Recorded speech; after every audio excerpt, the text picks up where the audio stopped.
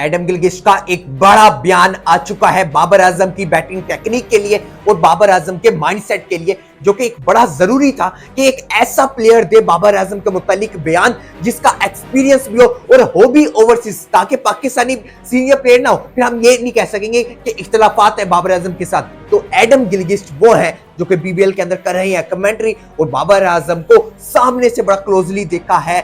पांचों मैच जितने बाबर आजम ने अभी तक खेले हैं 5 मैचेस के लिए बीबीएल के अंदर, तो इन मैचेस की ऊपर एक एडम गिलक्रिस्ट ने बयान जारी किया है। तो सुनिएगा एडम गिलक्रिस्ट का वो बयान। एडम गिलक्रिस्ट ये कहते हैं कि बाबर आजम को एक बॉल पर 1 रन के माइंडसेट से निकलना होगा। एक बॉल के ऊपर जो 1 रन का बाबर आजम का माइंडसेट है उससे निकलना होगा। बाबर आजम को खुद पहल करनी पड़ेगी कि बाबर आजम आगे से सर्कल से बाहर निकल के शॉट लगाए या फिर स्लोग शॉट लगाए या फिर कोई रिवर्स स्वीप की तरह शॉट लगाए। बाबर आजम को खुद पहल करनी होगी। बाबर आजम क्या करते हैं, माइंडसेट बाबर आजम ने यह बनाया हुआ है कि एक बॉल के ऊपर 1 रन। जब आप इस माइंडसेट के अंदर रहते हैं तो फिर आप ये जो सारा प्रेशर होता है आप सामने वाले बैट्समैन, अपोनेंट बैट्समैन के ऊपर, अपने साथी के ऊपर वो प्रेशर डाल देते हैं और उससे के लिए ये बड़ा चैलेंजिंग होता है कि उस सिचुएशन से मैच को निकालना।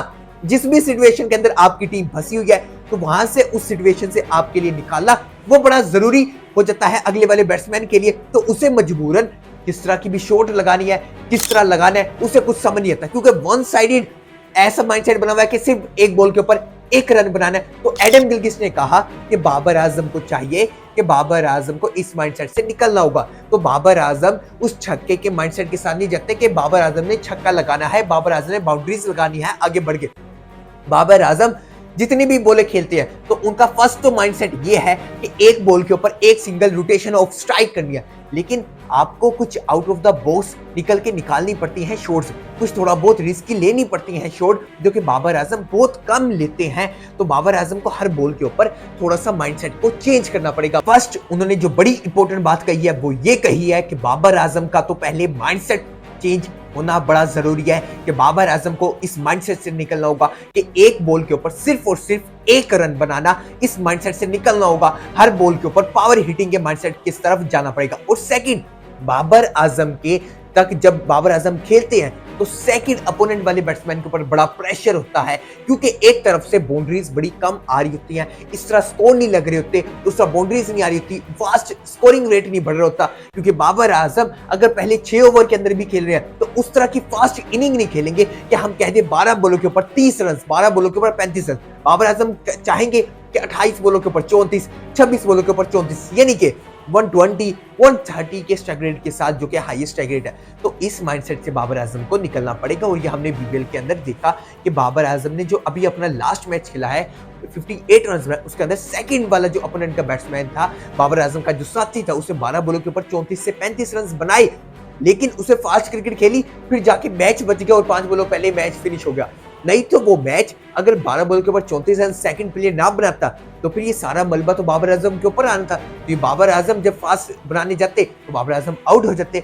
तो ये बड़ी जरूरी चीजें हैं बाबर आजम के लिए। वर्ल्ड कप आने वाला है, वर्ल्ड कप से पहले बाबर आजम को इस माइंडसेट से निकलना होगा। हम ये कितने सालों से कहते आ रहे हैं कि बाबर आजम को थोड़ा सा माइंडसेट चेंज करना पड़ेगा। हमारा बड़ा प्लेयर है, एक हमारा ब्रांड है बाबर आजम, और बड़ी इन्वेस्टमेंट हमने बाबर आजम के ऊपर की है। तो इतनी बड़ी इन्वेस्टमेंट जो बाबर आजम है उसे थोड़ा सा पाकिस्तान की क्रिकेट के लिए, पाकिस्तान के माइंडसेट के लिए खेलना बड़ा जरूरी है। क्योंकि जब आप एज अ ओपनर आएंगे या 1 डाउन आएंगे तो वो होते हैं स्टार्टिंग के अर्ली ओवर। स्टार्टिंग के अर्ली ओवर के अंदर जितना आप इजीली लगा सकते हैं स्कोर, क्योंकि स्टार्ट के अंदर इतना जो बॉलर्स होते हैं उन्हें इतना माइंडसेट नहीं पता लगता बैट्समैन का। जैसे ही 10 ओवर गुजरते हैं फिर उन्हें समझ आ जाता है ये पिच किस तरह का बिहेव करना है, पिच के ऊपर किस तरह का बॉल होगा और किस लाइन और लेंथ के ऊपर बॉलिंग करवानी है, फिर वो उससे यूज्ड टू हो जाते हैं। तो बाबर आजम को समझना पड़ेगा कि वर्ल्ड कप के अंदर आप जो स्टार्ट के पावर प्ले के अंदर ये स्कोर लगाएंगे तो उससे टीम के अंदर आने वाले बाकी बैट्समैनों के ऊपर प्रेशर होगा,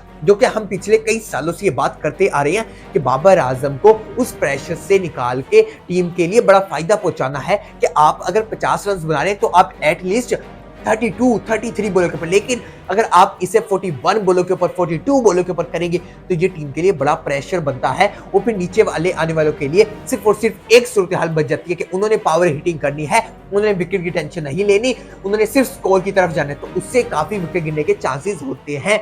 बाबर आजम अगर करें रोटेशन ऑफ स्ट्राइक वो तो बेस्ट है, लेकिन रोटेशन ऑफ स्ट्राइक के साथ कुछ अपना माइंडसेट चेंज करना पड़ेगा, इसकी चीजें लेनी पड़ती है। जब आप एक सक्सेसफुल वे की तरफ जाते हैं तो आपको थोड़ा तो रिस्क लेना पड़ता है। बाबर आजम ऐसा नहीं हो सकता कि बाबर आजम बड़े कहे कि रिस्क भी नहीं लूंगा लेकिन पाकिस्तान टीम हो या फिर कोई भी जिस टीम के अंदर खेल रहे हो वो मैच जीते, इस तरह नहीं होने वाला।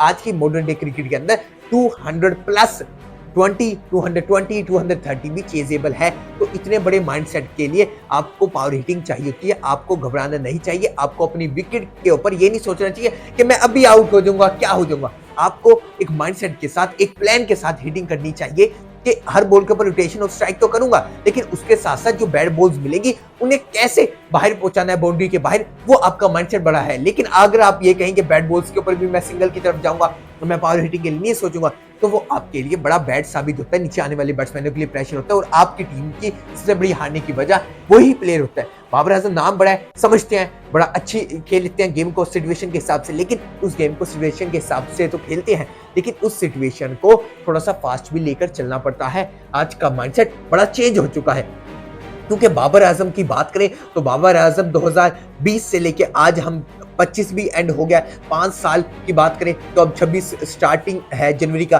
तो फिर इन 5 साल के अंदर अगर देखें तो बाबर आजम ने थोड़ा सा इस माइंडसेट के साथ खेला है। बाबर आजम थोड़ी सी फास्ट पिचेस के अंदर जहां खेलते हैं तो 1 से 2 मैचेस के अंदर खेल लेते हैं, लेकिन बाबर आजम को अब कंटिन्यूसली इस फॉर्म के साथ जाना पड़ेगा। बाबर आजम को पावर हिटिंग चाहिए, बाबर आजम को थोड़ा सा गेम को चेंज करना पड़ेगा।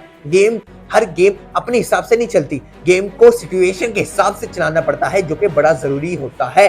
और यही बात हम मोहम्मद रिजवान की बात कर रहे थे कि स्टार्ट के अंदर जब आप स्लो खेलेंगे तो नीचे आने वालों के ऊपर प्रेशर होगा, जो कि हमारे लिए नुकसानदेह होगा। नीचे आने वाले जब होंगे तो वो किसकी तरफ जाएंगे, वो सिर्फ पावर हिटिंग की तरफ जाएंगे, उनके लिए पास सेकंड ऑप्शन ही नहीं है कि वो बैड बॉल्स को शॉर्ट की तरफ लगाए, क्योंकि जब स्टार्ट के ओवर के अंदर आते हैं तो आप रोटेशन ऑफ स्ट्राइक के साथ बैड बॉल्स को कंफर्मली कंपलसरी होता है कि आप हारी हिटिंग की तरफ जाएं, जो कि नीचे वाले बैट्समैनों के लिए बड़ा इजी हो। लेकिन हम इस चीज को नहीं समझते, हम कहते हैं नहीं ठीक है, पहले सेट होंगे बैट्समैन, बड़ा रिलैक्स होकर खेलते हैं, एक टीम की सिचुएशन बनाते हैं, फिर पावर हिटिंग करेंगे। लेकिन जब तक हम टीम की सेटिंग तक आते हैं कि अब बेहतर हो चुकी है, अब पावर हिटिंग करेंगे, तो उस वक्त विकेट गिरना स्टार्ट हो जाती है, उस वक्त वो प्लान खत्म हो चुका होता है। तो यहाँ ये चाहिए कि आपको स्टार्ट से थोड़ा सा साथ साथ ये चीजें लेके चलनी पड़ेगी ताकि बटन एंड के ऊपर ना आए, क्योंकि एक बड़ा जरूरी था। और एडम गिलक्रिस्ट की अगर हम बात तक आते हैं कि अब बेहतर हो चुकी है, अब पावर हिटिंग करेंगे, तो उस वक्त विकेट गिरना स्टार्ट हो जाती है, उस वक्त वो प्लान खत्म हो चुका होता है। तो यहाँ ये चाहिए कि आपको स्टार्ट से